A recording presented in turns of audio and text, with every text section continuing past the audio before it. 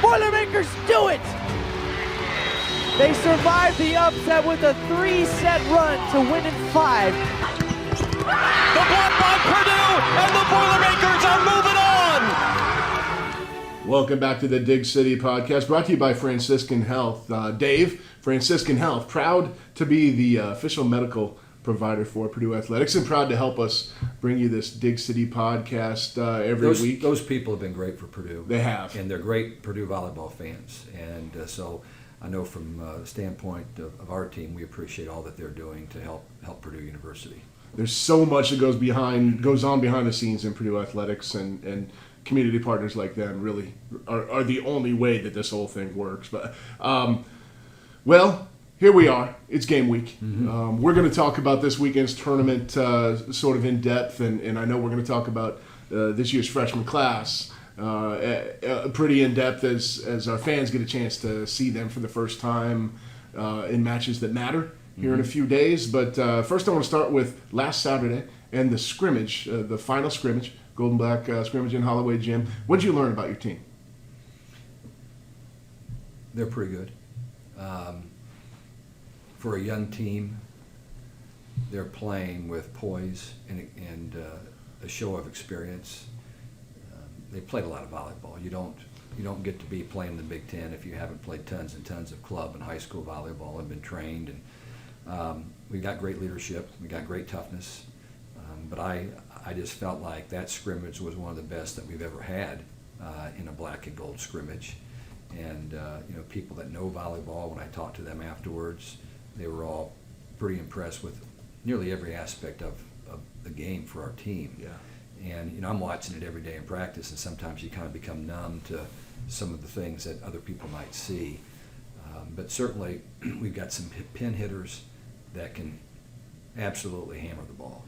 And obviously, Eva Hudson, who continues to gain health and stamina from a summer that she had to take some time off because overuse, basically injuries, I think, to some degree.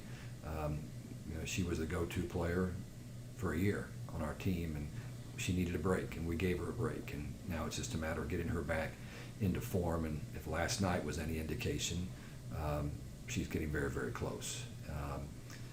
Obviously, Chloe Chacoin is going to be a rising star in the league. She hits the ball with as much pop as any player we've ever had, just gets on the ball super quick. There was a player from Illinois, Laura DeBruler was her name.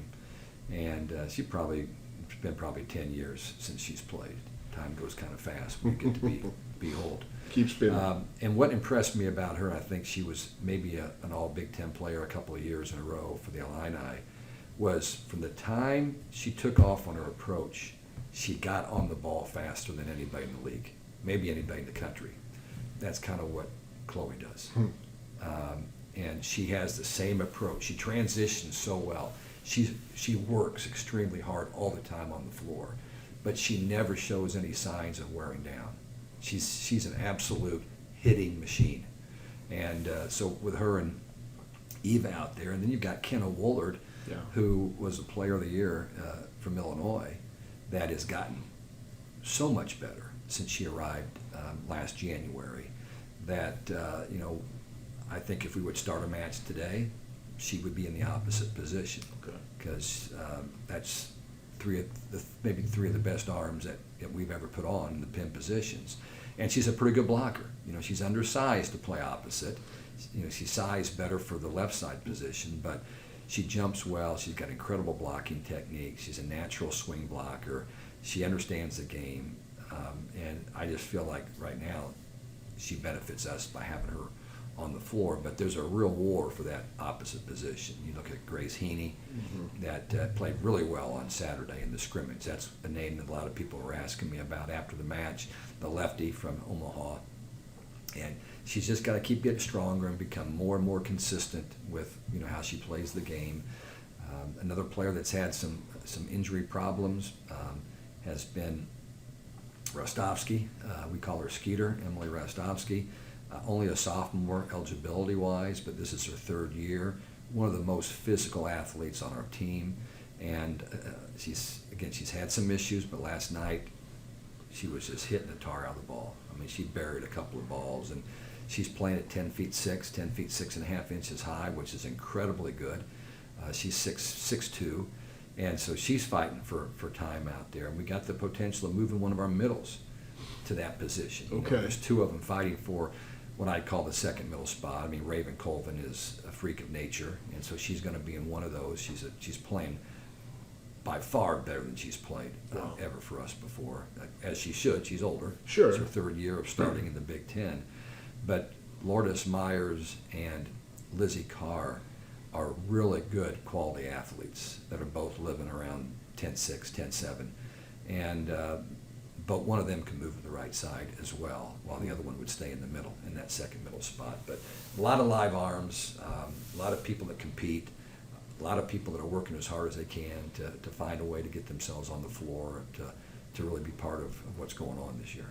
Forgive my ignorance here. Is that transition from the middle to the right side a pretty natural one for players to make? It's not as tough as going from the middle to the left side. Okay. You're hitting high ball all the time. Yeah. If you make that, if you put a middle in the opposite position, you can run a lot of what we call double quicks, Yep. where they're both hitting a first tempo ball if you're in system. So one could run maybe a 31 or a 51, which is a quick set in front, Yep. and the other one could go off 1 foot behind or go off 2 feet behind for that matter, depending on where they're coming from in that rotation. But they do also have to be able to hit a second tempo ball to some degree, and they both can do that. But they need more work in there, and it's hard to put one of your middles on the right side when you've only got 3 of them in practice because you're playing back and forth, and it's hard. But we have some practice players, guy practice players that can hold down the middles on the opposite side, so we can give those guys more time and opportunities to do that. What I'm hearing, sort of an overriding theme here, is I love competition. That's great. There's depth. There's some depth here, Right. and you'll get a chance to hopefully suss out some more of that depth this weekend with 3 matches in 3 days. I would imagine. Correct me if I'm wrong, but I don't think this is it's week 1. You don't want to be running people into the ground by maybe playing too much. So you're going to get some chance to try some things this weekend and see who rises to the occasion. It's a little bit of what I call a precarious situation, Corey, because you don't want to run Eva Hudson in the ground or Chloe Chacoin or anybody for that matter. Okay, you want to keep them rested. And you're playing 3 teams that are probably top 50 teams in the country. Right. One's a top 20 team, and I think Duke is probably, I think with the addition of Jess Robinson and everybody back from their team for the most part, they're going to be really hard to handle. But so yeah, you want to get some people some rest, but you also have to win matches. Mm-hmm. And you're playing great competition. We're not going to play a bad team all year. Yeah. There's no patsies on the schedule, as one of my former coaches used to say. And so we have to win first. And if that means that somebody has established enough confidence in our coaching staff that we can, rotate people into certain spots and give them some time, that will happen. But at the end of the day, if you can get 3 wins over 3 teams that are going to really, really help your RPI, you need to get the 3 wins. Mm-hmm. It's not about equal opportunity. It's about, okay, who's proven right now that they can get the job done, and next week will be a new week. Yep. Maybe it will be somebody else. So, yeah, I don't think our fans can expect to see a full roster of players. We're not, we're playing good quality teams every single night we step on the floor. That starts Friday night against Duke. 7 o'clock is first serve against the Blue Devils. You can watch that match on Big Ten Plus. If you can't make it, if you don't have tickets yet, chances are you're not going to get them because I know most of the season is sold out. There's a few ducats, as you like to call them, left for this weekend. Is there? I don't know. No, I don't think there are. I You don't think they're gone? There's one match One left left. on our schedule that has a few tickets left. Okay. I wish I knew that which one it was, but I think there's just one left. You can pick them up on StubHub or places Yeah, like true. that. And then I know that the Nebraska and Wisconsin matches are up to about $200 a ticket right now. So somewhere there's a message being sent. Yes. And we may have to look at what that message is. Well, it's like you said, it's no secret. Volleyball is on the rise, and the Boilermakers are rising right along with it. Duke, Friday night is 7 o'clock. Then you've got Creighton on Saturday afternoon. A little matinee action, 3:30, and that match will be live on the Big Ten Network. A quick turnaround for us, too. Yes. Playing a team like Duke and getting done around 9:30 that night, and then having to prepare for them and play, and they play an earlier match on Friday. But Big Ten Network requested that we move that match up, so I think we're playing the first match, and then the second match that day on Saturday would be Loyola and Duke. But Creighton is really well coached, experienced team, one of the best setter left side hitter combos in America. Okay. Really, really good players, plus a couple of good middles and another good left side. The opposite positions up in the air right now. They have a transfer from Rice that was a 3 or 4 year starter for Rice, a really good player, so they won't fall off there, even though the right side player last year was a good, kind of a go-to player for Creighton. But Creighton will be really, really tough in this gym. But again, we believed that we were going to have a good team, okay? And even after we lose Meg Renner to just a terrible knee injury that finished her career here at Purdue, we ended up with 3 setters that can play. Yeah. Obviously, returning Sydney Yim, who's a sophomore eligibility-wise, she's playing at a level I'm just shocked at how well she's playing. Not because I didn't think she could do it, just she hadn't done it. And she's just playing at a really good level, and I hope that we can get her some PT this weekend. You've got a freshman setter in Taylor Anderson, who's one of the very, very best in the country in that class, and is starting to figure some things out and get more comfortable. Then you've got the transfer 5th-year kid from Denver University in Lauren Poulter, who has separated herself a little bit from that pack. And a lot of that is you got a really young team to begin with. Yeah. So when you're playing freshmen and sophomores, as a coach, you like to have somebody that's been on the floor for a while. At the end of the day, we'll play whoever makes us best. There's no doubt about that. You know that. You've seen us operate before. But I think in what I've seen in the last 2 weeks, Lauren has got a better feel for making our team play better right now. Another thing that's interesting about that, having a young team like you say, is it's weird to take. It sounds like a weakness, but you're not missing 3 years or 4 years worth of chemistry between the setter and the attackers, because nobody's, with Renner out of the equation, nobody's been here for 3 or 4 years. Yeah, really. And and you feel like, because volleyball is a sport of cohesion and chemistry, as you put it, it's nice if you have had people play around, but for a long time. But if you watch our team in practice right now, it looks like the chemistry's pretty good. Our setters have a good feel for where our hitters are and the offense that we're running and the tempo that they need the ball, and who's going to get it done at the particular time that in the game. So I feel like, again, that's kind of one of the reasons why you like to have that veteran. But again, that could change throughout the year based on which setter decides to step up and be her best. Creighton on Saturday afternoon. Then you close out the weekend against Loyola. Again, a 24-hour turnaround to take on Loyola on Sunday at 3 o'clock. And the Ramblers won the Atlantic 10 last year. They're picked to win it again this season. They have, I think, their entire roster back, minus maybe a libero, but I'm not even sure about that. Okay. They have, I think, everybody back on their team. We saw them down in Knoxville in the first term of the year last year, so it's kind of a Groundhog Day situation with us in Loyola. But they are a good team, and we will not take them lightly at all. We were ready to play them last time because we knew that they were going to be really, really good, and we will have to be ready again in 2023. Exciting to get this thing going. We're going to step aside real quick and come back talking a little bit more about that freshman class. If you believe the recruiting rankings, they're amongst the best class you've ever seen, Coach. Yeah. We'll get to know them a little bit better in just a minute. Thank you. The Dig City Podcast is presented by Franciscan Health Sports Medicine, inspiring health. Franciscan is the official medical services provider of Purdue Athletics. Now back to the show. Welcome back to the Dig City Podcast.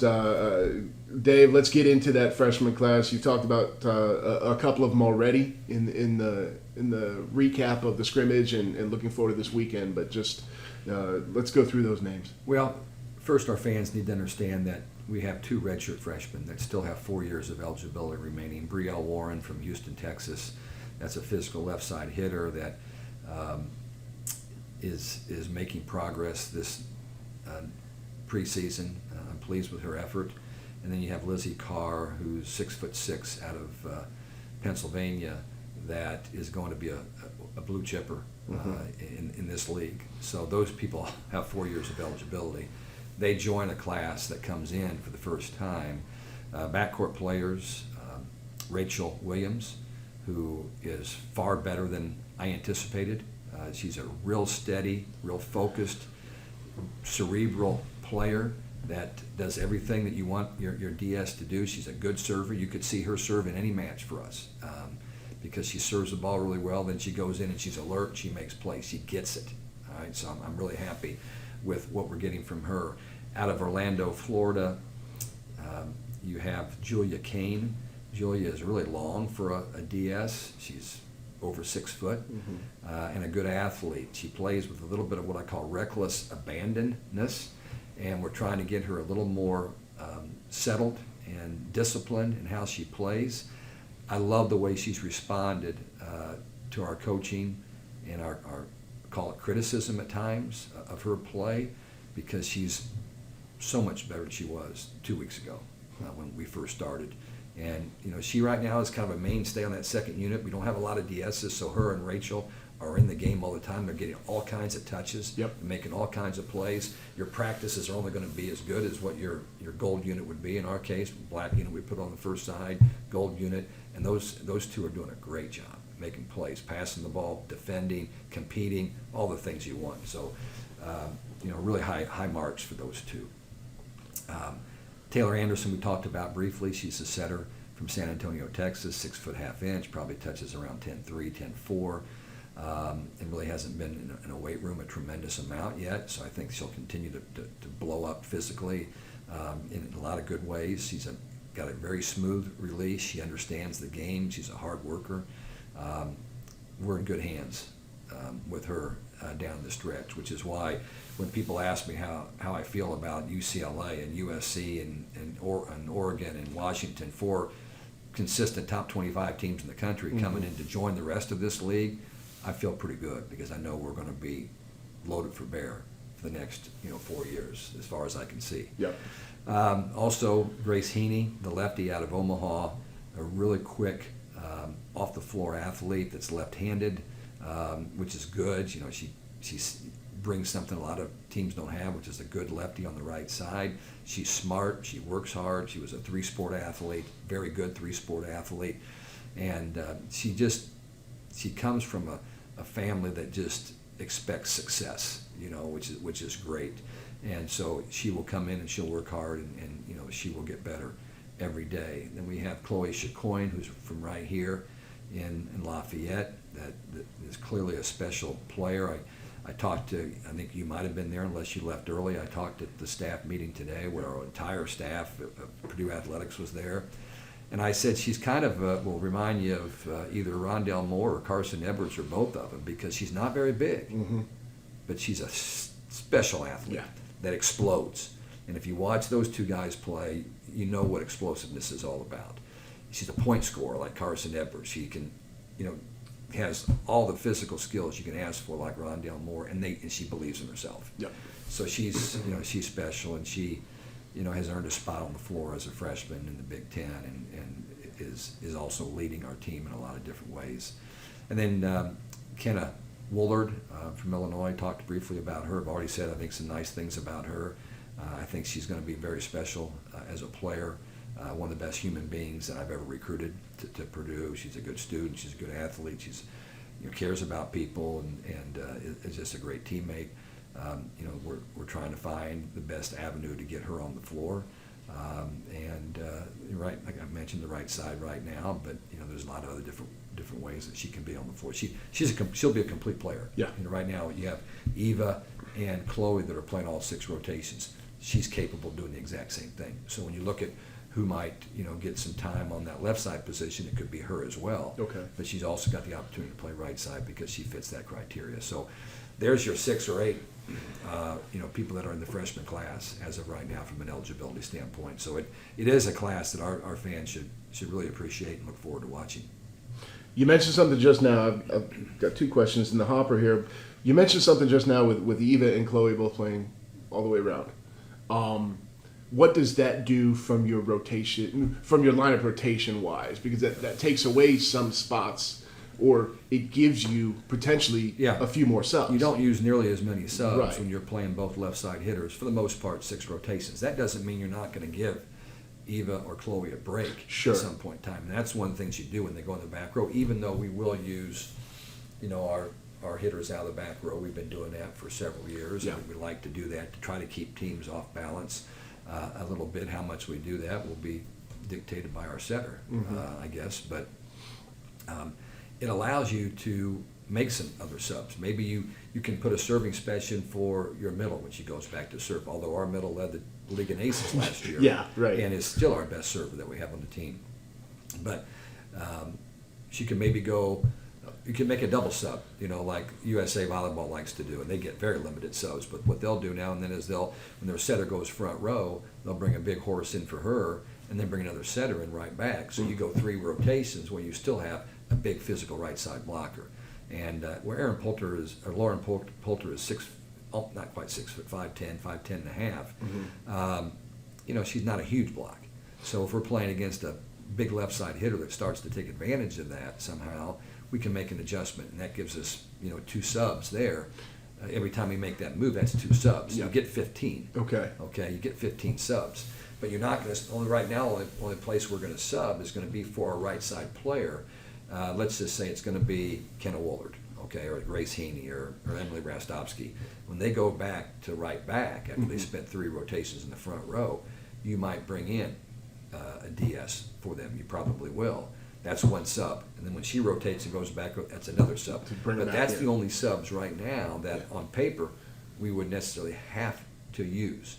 But you could spell your left side hitters when they go back row a little bit. You can make those double subs. You can maybe, play a big for your setter. Let's say Lauren's in the front row and you put in, let's say you're playing a monster left side hitter. You bring in Lizzie Carr to play at right side spot, and you just when we're serving, you can do that, and then you just let whoever your right back player is, whether it be Maddie Skimmerhorn, Allie Horning, Emily Brown, let them set the second ball. Right. Or let your libero set the second ball. Yep. You can survive doing that And get through if that. your big focus is making sure you don't get beat on that first swing. Yep. And that would be fairly easy. Or you could also bring in Taylor Anderson, who is bigger and longer than what Lauren is, and let her block on the right side. So I went long on that answer. That's the stuff I love. Yeah. Right there. That's the Yeah. And it's even going to matter, when you get deep into a set, it 28, 28, 29, Yeah. stuck at 30, Right. and now you're And out the other of team, subs. you hope the other team's out of sub. Yeah, for but sure. Now you're not going You to can be. still play some We've been straight. that team that has used all Yes. those backcourt players for years and years and years and years. And sometimes we end up with Damler in the front row. We end up with Carly Kramer in the front row. We end up with whoever else we might, have to play in the front row. And you look kind of silly as a coach. And so you hope that you don't have too many of those issues this season with the kind of lineup that you plan to start. 5'2" Carissa Damler in the front row Yeah. is cause you sleepless nights. Back to the freshman class. The other question that I had. Linnea Rorson was another one that we Yes. had up there, Oh, Linnea. and managed to find a way to beat Ohio State in a tough match here when she was up there because she just stayed out of everybody's way. And when she did go in the back row, she played really well. But we actually played her in the middle because their middle offense, we didn't think they'd be able to run as easily as their pin. So we moved our middle to the right side and our left on the left, and somehow we survived it. That's ride it out, see where it Yeah. lands. Yeah. You mentioned early on that it's an experienced team maybe on paper, but they've played a lot of volleyball because club in high school and the U.S. Right. nationals. Are freshmen more ready to play coming in than maybe in the past? Well, I think it's different with who you actually have. This Okay. class certainly is. Yeah, There's not any of these kids that aren't ready. levels of They're clearly ready to play at the college level. Of course, 4 of them were here in the fall. In the spring. Right. So they got some extra time here. But no, there's no doubt about that. The amount of volleyball that they're playing, and here's what's also different about club volleyball from my perspective is it used to be you would train a couple days a week, and you might play every 3rd or 4th weekend during the club season. Now you're probably practicing more than that, Yep. but you're playing 3 out of every 4 weekends, tournaments. So the amount of playing time they're getting has really heightened. Yeah. I'm not sure the amount of training has, but certainly the playing. So the ability to understand the game and what goes on and those kind of things, they're getting a lot more experience at that. That's good. It's part of the evolution of the sport, I think, and fun to watch, fun to see it all play out. Last thing for today, and then we'll get you out of here so you can go start watching, watch more Duke Much film. more, yeah. Yeah.